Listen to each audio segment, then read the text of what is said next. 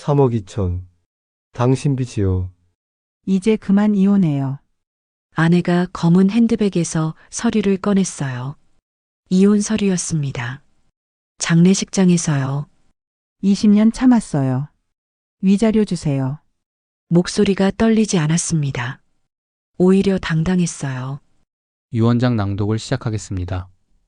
먼저 대학병원 이사직, 부속 건물 3개 동, 강남 아파트 2채 상가 건물, 모든 재산은 사위 김민수에게 단독 상속합니다. 3억 2천. 장인 영정 앞에서 아내가 내민 숫자였습니다. 당신 빚이요. 이제 그만 끝내자. 장인 어르신도 가셨으니 조문객들이 웅성거렸어요. 검은 상복을 입은 사람들 사이로 수군거림이 퍼졌습니다. 아내가 검은 핸드백에서 서류를 꺼냈어요. 이혼 서류였습니다. 장례식장에서요. 20년 참았어요. 위자료 주세요. 목소리가 떨리지 않았습니다. 오히려 당당했어요. 마치 오래 준비한 대사처럼 또박또박 말했습니다. 장모가 옆에서 거들었습니다. 병원 지분 절반은 받아야죠. 빚쟁이 만든 게 우리 딸인데. 빚쟁이. 그 단어가 장례식장에 울려 퍼졌습니다. 조문객 몇 분이 고개를 돌렸어요. 어떤 분은 눈을 내리깔았습니다. 저는 장인 영정을 바라봤습니다. 흑백 사진 속 장인은 온화하게 웃고 계셨어요. 40년간 대형 병원을 이끌어온 분이셨습니다. 환자들이 존경하고 후배 의사들이 따르던 분. 그 앞에서 이런 일이 벌어지고 있었습니다. 저는 만년필을 꺼냈습니다. 장인께서 제 의사 면허 받던 날 선물하신 것이었어요. 20년 된 펠리칸 만년필. 천천히 뚜껑을 열었습니다. 서류에 사인했어요. 또박또박. 웃으면서요. 아내 얼굴이 환해졌습니다. 장모도 안도의 한숨을 쉬었어요. 조문객 한 분이 제게 다가와 속삭였습니다. 선생님, 괜찮으세요? 고개를 끄덕였습니다. 정말 괜찮았어요. 괜찮습니다. 이제 끝났으니까요. 조문객분이 손을 잡아주셨습니다. 따뜻했어요. 그분은 20년 전 제가 살린 아이의 아버지였습니다. 장례식장 밖으로 나왔습니다. 11월 바람이 차갑게 불었어요. 상복 자락이 펄럭였습니다. 주차장으로 걸어가는데 뒤에서 장모 목소리가 들렸습니다. 지혜야, 잘했어. 변호사 말대로 장례식 때 받아내는 게 확실하대. 엄마, 1시간 뒤에 변호사 사무실 가면 되죠? 그럼. 유언장 공개하고 재산 목록 확인하고 반반 나누면 돼. 발걸음을 멈췄습니다. 돌아보지 않았어요. 그냥 들었습니다. 근데 엄마, 민수가 너무 쉽게 사인해서 좀 이상했어. 뭐가 이상해? 빚쟁이가 뭘 어떻게 하겠어. 어차피 병원도 아빠가 차려준 거고. 웃음이 났습니다. 참았어요. 1시간 후 변호사 사무실이었습니다. 회의실 문을 열고 들어가니 아내와 장모가 먼저 와 있었어요. 화장까지 고쳐하고 오셨더군요. 장모 입술이 붉었습니다. 변호사님이 두꺼운 서류 뭉치를 펼쳤습니다. 유언장 낭독을 시작하겠습니다. 아내가 긴장한 듯 침을 삼켰어요. 장모는 손을 꼭 쥐고 있었습니다. 먼저 대학병원 이사직. 아내의 눈이 반짝였습니다. 부속 건물 3개 동. 장모가 미소 지었어요. 강남 아파트 2채 상가 건물. 아내가 장모 손을 잡았습니다. 모든 재산은. 변호사님이 잠시 멈췄어요. 그리고 또박또박 읽으셨습니다. 사위 김민수에게 단독 상속합니다. 순간 방안 공기가 멈춘 것 같았습니다. 아내 얼굴에서 혈색이 싹 사라졌어요. 장모 입이 떡 벌어졌습니다. 뭐라고요? 장모가 떨리는 목소리로 물었습니다. 변호사님은 침착하게 대답하셨어요. 모든 재산은 사위분께 단독 상속됩니다. 혼인 전 재산이므로 재산 분할 대상이 아닙니다. 말도 안 돼.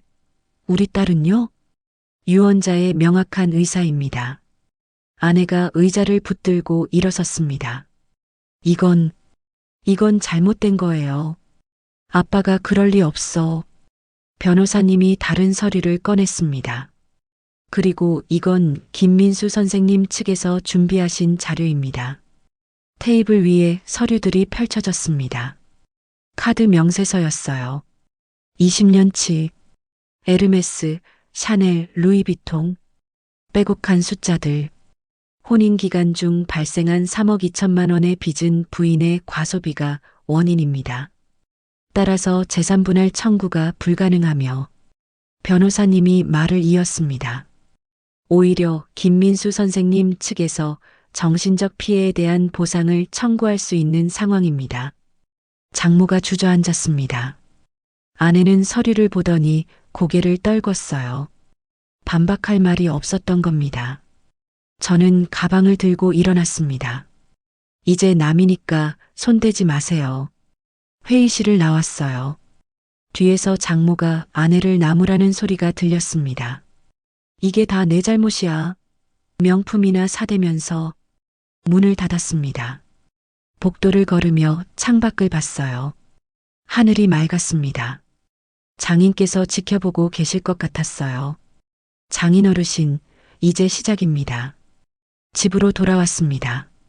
아이들은 학교에 가고 없었어요. 거실이 조용했습니다. 소파에 앉아 눈을 감았습니다. 20년이 주마등처럼 지나갔어요. 결혼식 날이 떠올랐습니다. 민수야, 우리 지혜 잘 부탁해. 장인께서 제 어깨를 두드리시며 말씀하셨어요. 조금 철없지만 착한 아이야.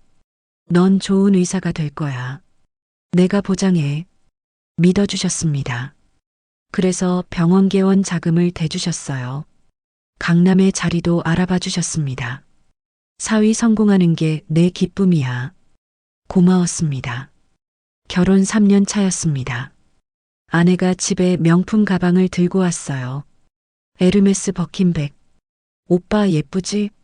동창 모임에서 다들 이거 들고 와. 값이 얼마야? 1,000만 원 정도? 의사 와이프면 이 정도는 들어야지. 1,000만 원.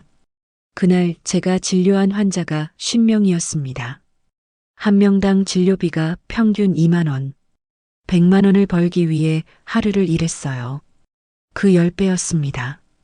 5년 차에 외제차를 바꿨습니다. 오빠 친구들이 다 BMW 타는데 나만 국산차 타면 어떡해? 지금 차도 괜찮잖아. 체면이 있어야지. 환자들도 원장님 차 보고 병원 신뢰하는 거야. 8천만 원짜리 차였습니다. 그해 저는 추석 연휴에도 당직을 섰어요. 아이들이 아빠 왜 안 와? 라고 물었지만 병원에 있었습니다. 10년 차였습니다. 카드 고지서를 받았어요. 1억 2천만 원. 손이 떨렸습니다. 지혜야, 우리 좀 아껴 써야 할 것 같아. 왜? 오빠 병원 잘 되잖아. 빚이 너무 많아. 그게 무슨 빚이야? 투자지. 명품은 값어치가 떨어지지 않아. 하지만 떨어졌습니다. 중고로 팔면 반값도 안 됐어요. 장인께 말씀드렸습니다. 장인 어르신, 죄송하지만 지혜가 소비를 좀 줄여야 할 것 같습니다. 장인은 한숨을 쉬셨어요. 민수야, 미안하다. 내가 딸을 너무 곱게 키운 것 같구나. 아닙니다. 제가 더 벌면 됩니다. 아니야. 지혜한테 내가 말해볼게. 그날 밤 장인께서 아내를 부르셨다고 합니다. 하지만 달라지지 않았어요. 15년 차였습니다. 아들이 고등학교에 입학했어요. 딸은 중학생이 됐습니다. 아이들 교육비, 학원비가 나갔습니다. 그런데 그달에도 아내는 명품을 샀어요. 지혜야, 이번 달은 좀 힘들어. 애들 학원비 내야 하고. 걱정 마. 이건 내가 아껴뒀던 돈으로 산 거야. 거짓말이었습니다. 카드 고지서에 찍혀 있었어요. 카드 빚이 2억을 넘어섰습니다. 저는 새벽 5시에 일어나 밤 11시에 집에 왔어요. 주말에도 진료실을 열었습니다. 빚을 갚기 위해서였습니다.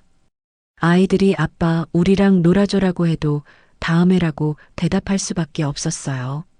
18년 차 장인께서 쓰러지셨습니다. 폐암이었어요. 사기. 병원 침대에 누우신 장인을 뵀습니다. 얼굴이 많이 수척해지셨어요. 민수야. 예, 장인 어르신. 힘들지? 가슴이 뭉클했습니다. 괜찮습니다. 거짓말. 다 알고 있어. 지혜가 너한테 얼마나 짐이 됐는지 대답할 수 없었습니다. 미안하다. 내가 딸을 잘못 키웠어. 아닙니다. 민수야, 조금만 참아라. 내가 다 준비해뒀어.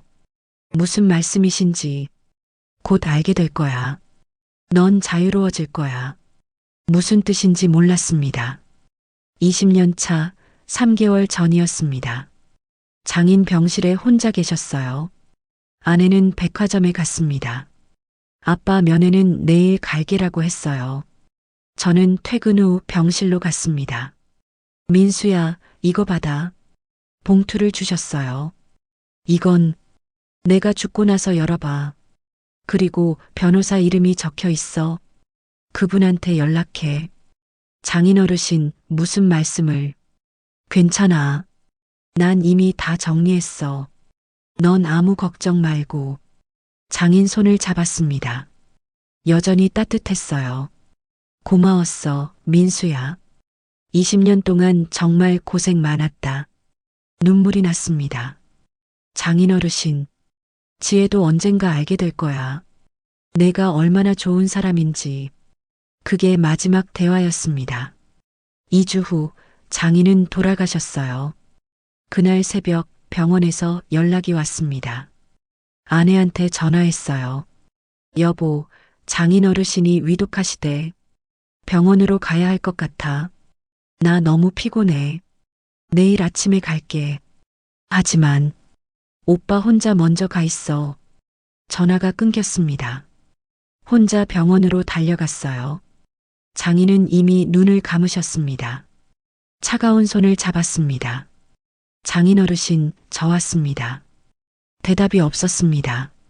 간호사가 조용히 말했어요. 30분 전에 돌아가셨습니다. 마지막으로 사위분 찾으셨어요. 가슴이 무너졌습니다. 장인 손을 두 손으로 감쌌습니다. 죄송합니다. 늦어서 죄송합니다. 아침이 되어 아내가 왔습니다. 화장한 얼굴이었어요. 아빠, 울었습니다. 하지만 눈물이 나오지 않았어요. 그날 장인이 주신 봉투를 열었습니다. 편지가 들어 있었어요. 민수에게 20년 고생했다. 다 알고 있었어. 지혜가 너를 얼마나 힘들게 했는지, 빚이 얼마나 늘어났는지, 내가 얼마나 참았는지. 미안하다. 내가 딸을 잘못 키웠어. 하지만 이제 자유로워져라. 내가 남긴 건 돈이 아니야. 너에게 주는 존엄이야. 넌 훌륭한 의사야. 앞으로도 그렇게 살아라. 장인 최병호. 눈물이 편지를 적셨습니다. 장인 어르신, 알고 계셨습니다. 모든 걸. 그리고 저를 지켜주셨어요. 소파에서 일어났습니다. 서재로 가서 장인 사진을 꺼냈어요. 재개원식 날 찍은 사진이었습니다. 흰 가운을 입고 함께 웃고 있었어요. 장인 어르신, 잘 지켜보세요. 제대로 살겠습니다. 일주일이 지났습니다. 대형병원 이사직을 맡았어요. 장인께서 40년간 이끌어온 자리였습니다. 20층 이사실에 앉았습니다. 책상이 넓었어요. 창문으로 서울이 내려다 보였습니다. 비서가 서류를 가져왔어요. 이사님, 오늘 일정입니다. 이사님, 아직 낯설었습니다. 고맙습니다. 서류를 펼쳤습니다. 임원회의, 병원 운영보고, 신규 사업 검토, 장인께서 하루하루 하셨던 일들이었어요. 무거웠습니다. 저녁에 집으로 돌아왔습니다. 아이들이 거실에 앉아 있었어요. 아들 준호와 딸 서연이. 아빠, 준호가 일어났습니다. 20살 대학교 2학년이었어요. 엄마는 언제 와? 가슴이 내려앉았습니다. 엄마는 당분간 못 올 것 같아. 왜? 어른들 사정이야. 서연이가 물었습니다. 고3이었어요. 아빠, 엄마랑 이혼한 거예요? 고개를 끄덕일 수밖에 없었습니다. 그래. 왜요? 어떻게 설명해야 할까요? 엄마가 20년간 명품만 사댔다고, 3억 빚을 만들었다고. 조금 복잡해. 나중에 다 설명해 줄게. 서연이 눈가가 빨개졌습니다. 엄마 보고 싶어요. 안아줬습니다. 미안해. 아빠가 미안해. 그날 밤 아이들을 재우고 혼자 거실에 앉았어요. 핸드폰에 아내한테서 문자가 와 있었습니다. 아이들 보고 싶어.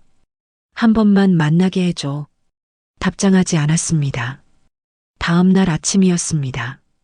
서연이가 학교 가기 전에 말했어요. 아빠, 어제 엄마한테서 전화 왔어요. 뭐라고 하시던? 보고 싶다고. 한 번만 만나자고. 너는 어떻게 하고 싶어? 모르겠어요. 엄마 잘못한 건 알겠는데. 그래도 엄마잖아요. 맞는 말이었습니다. 준호도 거들었어요. 아빠, 저도 엄마 만나고 싶어요. 한 번만요. 고민했습니다.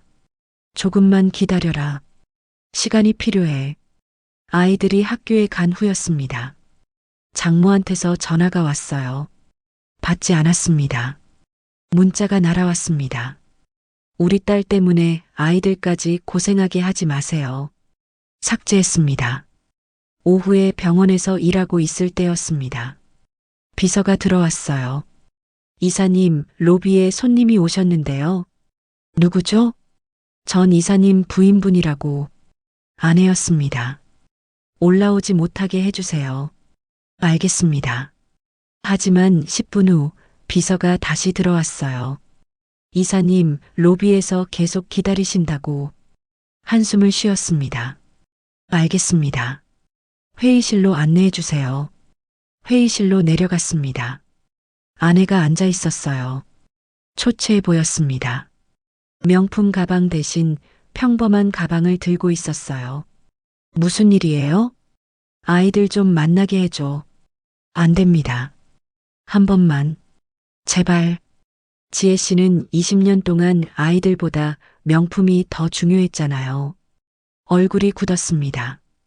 그건 준호가 학원비 필요하다고 할 때 뭐라고 했죠? 나중에 주겠다고. 그러고 그날 200만 원짜리 구두 사셨잖아요. 대답이 없었습니다. 서연이가 아빠랑 놀고 싶다고 할 때는요? 바쁘다고 했잖아요. 그러고 친구들이랑 호텔 뷔페 가셨죠? 아내가 고개를 떨궜습니다. 미안해. 이제 와서 미안하다고 하면 뭐가 달라지죠? 나도 힘들어. 엄마랑 원룸에서 살고 있어. 명품 다 팔았어. 그게 제 알바는 아닙니다. 일어났습니다. 더 이상 연락하지 마세요. 아이들한테도. 회의실을 나왔어요. 엘리베이터를 타고 올라가는데 핸드폰이 울렸습니다. 서연이었습니다. 아빠, 엄마가 너무 불쌍해 보여요. 서연아, 아빠는 옳은 거 알아요. 근데 엄마가 우는 거 보니까 마음이 아파요. 할 말이 없었습니다. 아빠도 힘들어. 조금만 기다려 줄래? 네. 전화를 끊었습니다. 이사실로 돌아와 의자에 앉았어요. 창밖을 봤습니다. 서울 어딘가에서 아내도 같은 하늘을 보고 있겠죠. 하지만 이제 같은 하늘 아래 다른 삶을 사는 사람이었습니다. 그날 밤 집에 돌아왔습니다. 아이들이 말없이 저녁을 먹었어요. 분위기가 무거웠습니다. 아빠가 미안해. 아빠 때문에 너희가 힘들지? 준호가 고개를 저었어요. 아니에요. 아빠 잘못 아니에요. 서연이도 말했습니다. 아빠, 우리 괜찮아요. 조금 시간 지나면 괜찮아질 거예요. 하지만 눈빛은 슬펐습니다. 아이들을 안아줬어요. 고마워. 아빠가 잘할게. 그날 밤 혼자 방에 누워 천장을 봤습니다. 제가 잘한 걸까요? 경제적으로는 성공했습니다. 하지만 아버지로서는요? 아이들이 상처받는 모습을 보는 게 제일 힘들었습니다. 핸드폰을 봤어요. 아내한테서 또 문자가 와 있었습니다. 아이들한테 미안하다고 전해줘. 엄마가 잘못했다고. 읽었지만 답장하지 않았습니다. 창밖에 달이 떠 있었어요. 장인께서 지켜보고 계실까요? 장인 어르신, 제가 잘하고 있는 걸까요? 대답은 없었습니다. 3개월이 지났습니다. 아이들이 조금씩 적응해 갔어요. 준호는 학교를 다니고 서연이는 수능 준비에 집중했습니다. 저도 병원 일에 익숙해져 갔어요. 어느 금요일 저녁이었습니다. 서연이가 저녁을 먹으며 말했어요. 아빠, 오늘 동네에서 엄마 봤어요. 숟가락을 내려놨습니다. 어디서? 약국에서요. 일하고 계시더라고요. 약국? 네. 흰 가운 입고 계산하고 계셨어요. 준호도 거들었습니다. 저도 지난주에 봤어요. 버스 타고 계시더라고요. 아내가 일을 하고 있었습니다. 엄마가 많이 달라 보였어요.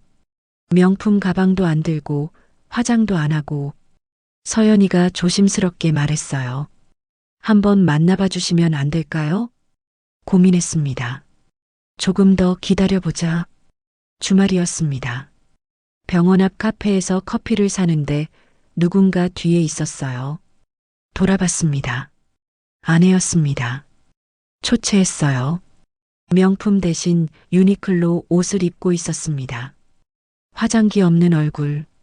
민수 씨. 네. 어색한 침묵이 흘렀습니다. 커피 한 잔 할까요? 앉았습니다. 아내가 입을 열었어요. 아이들 잘 지내죠? 네. 고마워요.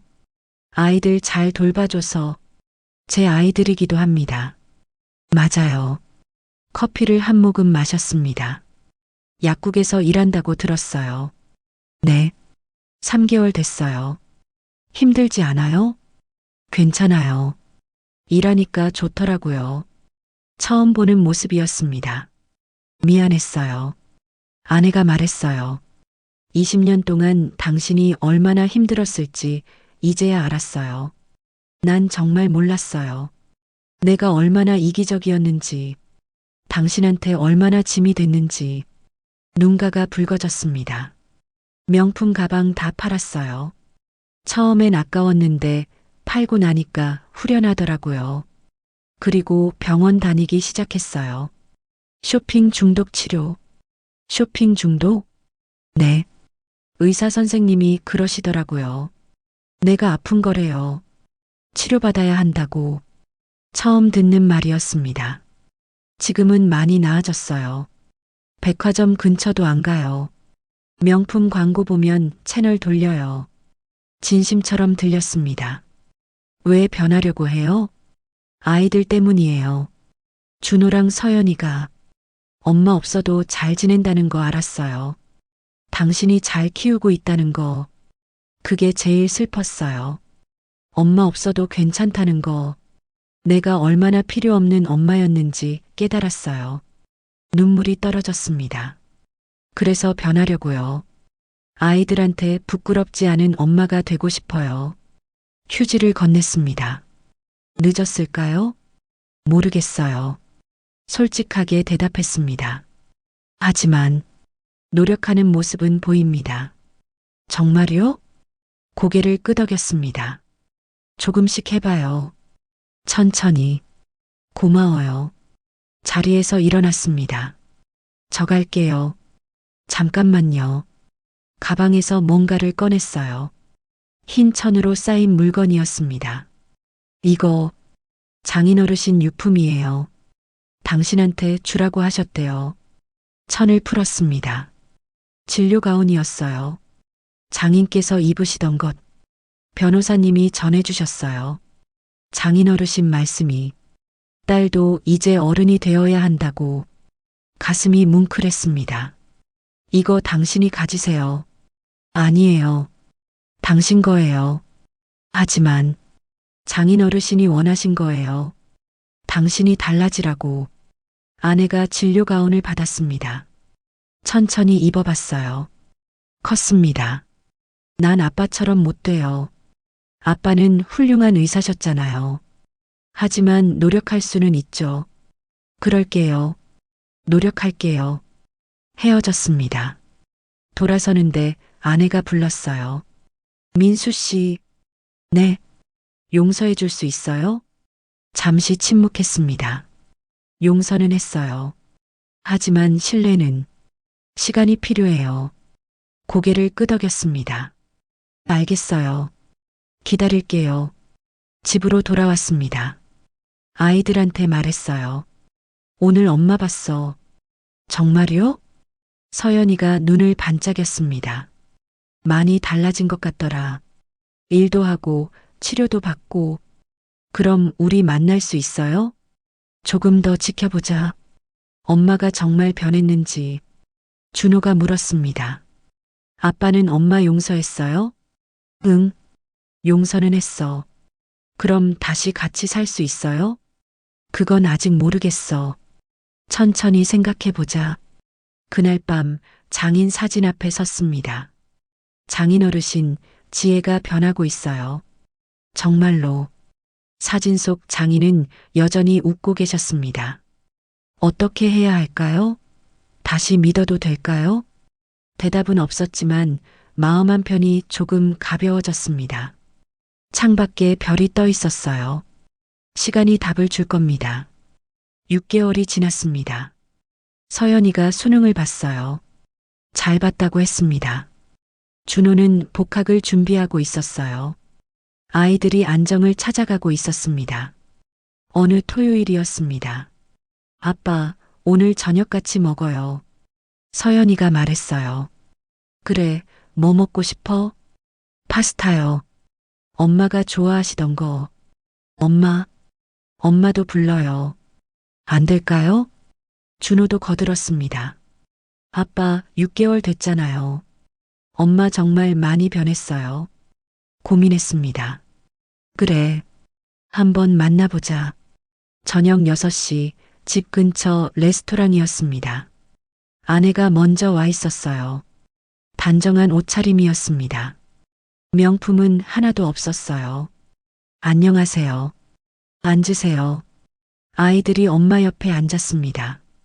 엄마, 보고 싶었어요. 서연이가 안겼어요. 아내가 딸을 꼭 껴안았습니다. 엄마도 너무 보고 싶었어. 준호도 옆에 앉았어요. 엄마, 약국 일 힘들지 않아요? 괜찮아. 보람 있어. 손님들한테 도움되는 것 같아서. 처음 보는 모습이었습니다. 음식이 나왔어요. 같이 먹었습니다. 오랜만에 넷이서. 어색했지만 나쁘지 않았어요. 서연아, 수능은 어땠어? 아내가 물었습니다. 잘 본 것 같아요. 의대 갈 수 있을 것 같아요. 정말 대단해. 엄마, 나 아빠 같은 의사 될 거예요. 그래, 잘할 거야. 밥을 먹고 나왔습니다. 아이들이 먼저 걸어갔어요. 저와 아내가 뒤에서 걸었습니다. 아이들 많이 컸네요. 네, 잘 키웠어요. 당신이. 고맙습니다. 나도. 이제 좋은 엄마가 되고 싶어요. 노력하는 거 보여요. 정말요? 네.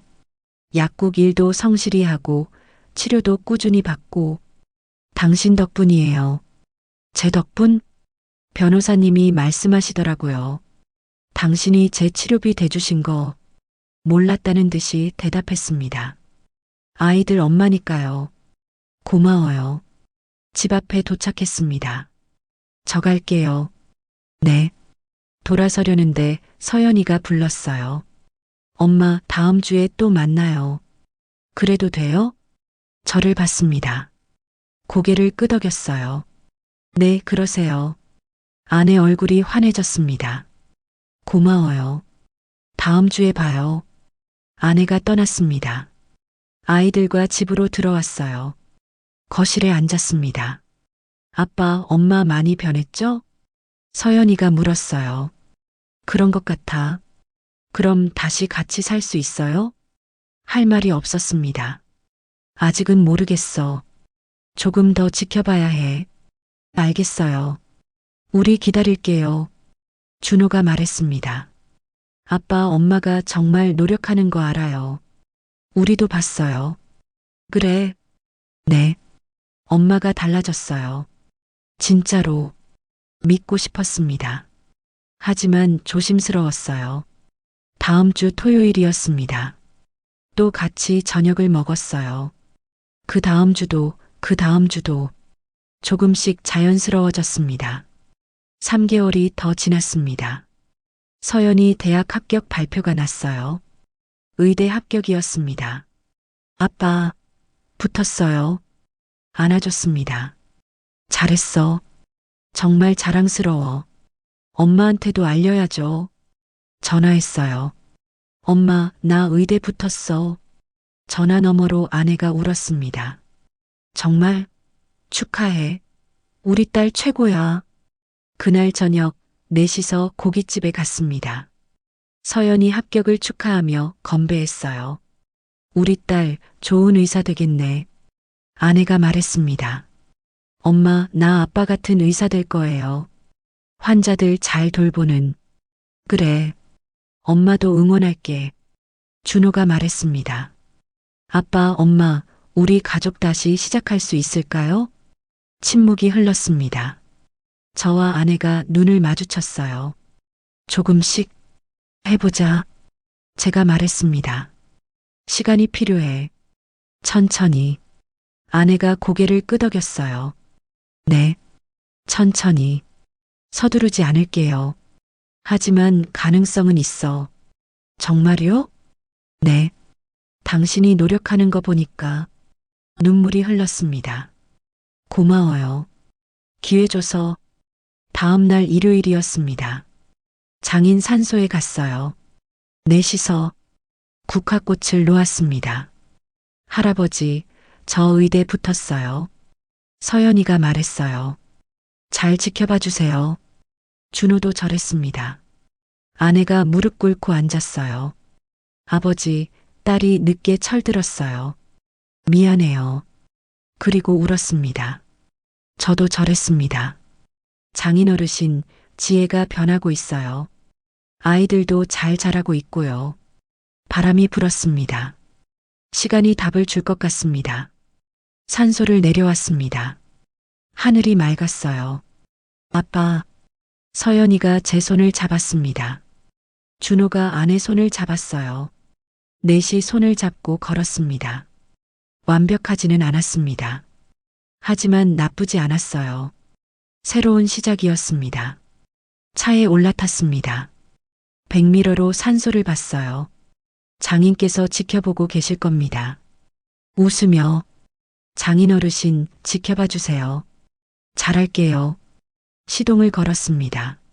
앞으로 나아갔어요. 미래를 향해. 끝까지 청취해 주셔서 감사합니다. 구독과 좋아요, 댓글은 영상 제작에 큰 힘이 됩니다. 항상 건강하시고 행복하세요.